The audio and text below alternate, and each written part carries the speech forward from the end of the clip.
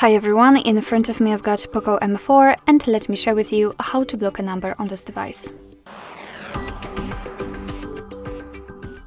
So I'd like to start with blocking the saved number, so I'm blocking the number from your contact list, and after that I'll show you more manual way.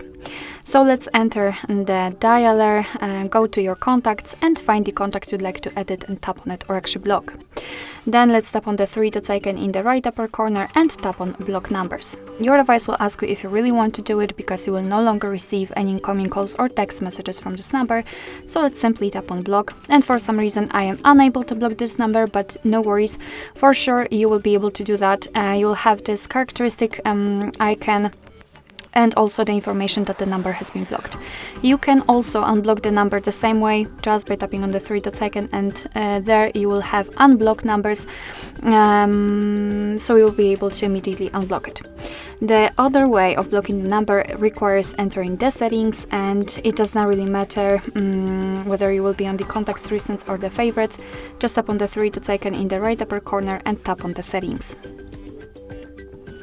And that was a misclick. The settings. Right here in the general section we've got blocked numbers, so let's tap on it, and here we've got our blacklist. Usually and in normal conditions we will have this number we blocked from our contacts, and as I said, it is more manual way to block the number, because here we can tap on this option and enter the number manually. So you can enter it, you can paste it if you've got it copied, and then tap on block. As you can see, it will immediately appear on the blacklist. You can also tap on the switcher to block calls from all unidentified callers, or turn it off the same way. It's up to you whether you want to use it or not. You can also unblock the number just by tapping on this X button and tapping on unblock. Alright, so that will be all. Thank you so much for watching. I hope that this video was helpful, and if it was, please hit the subscribe button and leave the thumbs up.